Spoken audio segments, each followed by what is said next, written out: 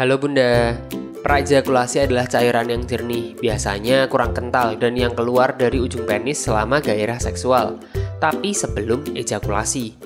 Cairan ini diproduksi di testis sama seperti sperma, namun sangat berbeda fungsi. Lalu apakah cairan ini bisa menyebabkan kehamilan? Bagaimana dengan probabilitasnya atau kemungkinannya? Simak di sini. Tujuan praejakulasi. Prekam atau praejakulasi melapisi uretra dengan dua tujuan. Pertama, sebagai pelumas alami, sehingga membantu ejakulasi yang akan terjadi nanti. Kedua, membantu menetralkan sisa asam di uretra dari urin. Ini sangat penting karena sperma bisa mati dalam lingkungan yang asam. Perbedaan dalam volume. Meskipun prekam dan ejakulasi merupakan produk dari sistem reproduksi pria, keduanya memiliki perbedaan dalam volume. Air mani adalah cairan berwarna putih atau abu-abu yang membawa sperma, sedangkan prekam biasanya bening dan kurang kental. Air mani berhubungan dengan ejakulasi dan diproduksi dengan volume yang jauh lebih besar dibanding prekam. Sama dengan sperma, variasi dalam jumlah prekam yang dihasilkan antar pria cukup besar. Untuk beberapa orang, jumlahnya mungkin sangat sedikit atau bahkan tidak terlihat. Sementara ada orang lain yang mungkin menghasilkan jumlah cairan prekam yang lebih banyak. Lalu, adakah sperma dalam praejakulasi? Studi terkait topik ini memberikan hasil yang beragam, menunjukkan bahwa prekam bisa tetapi tidak selalu mengandung sperma. Kelenjar Cowper yang menghasilkan prekam secara alami tidak menghasilkan sperma. Sperma yang ada di dalam prekam merupakan sisa sperma dari ejakulasi sebelumnya yang tertinggal di uretra.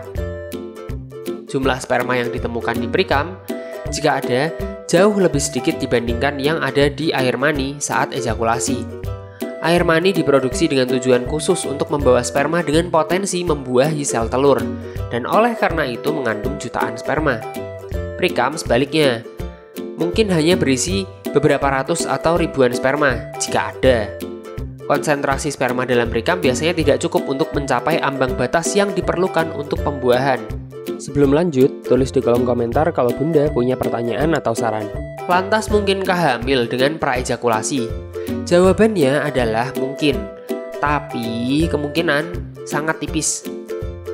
Jika seorang pria baru saja mengalami ejakulasi dan belum buang air kecil beberapa kali sejak itu, maka kemungkinan sperma masih tertinggal di uretra dan keluar bersama prekam saat gairah seksual berikutnya ada. Faktor lainnya yang juga mempengaruhi keberadaan sperma dalam prekam meliputi variasi individu dalam fisiologi, intensitas, dan durasi gairah seksual serta tingkat kesuburan secara umum. Selain itu, tingkat kesuburan wanita dan masa ovulasi saat melakukan hubungan intim juga jadi faktor terjadinya kehamilan. Tapi seperti yang sudah dijelaskan tadi, jumlah sperma dalam prekam sangat sedikit dibandingkan ejakulasi. Padahal, dalam ejakulasi normal saja kemungkinan hamil rata-rata hanya sekitar 20%. Jadi kemungkinan kehamilan dari prekam jauh lebih rendah lagi. Demikian jawaban mengenai apakah praejakulasi menyebabkan hamil. Jika Bunda dan Ayah tertarik dengan info kehamilan lainnya, klik di kiri atas.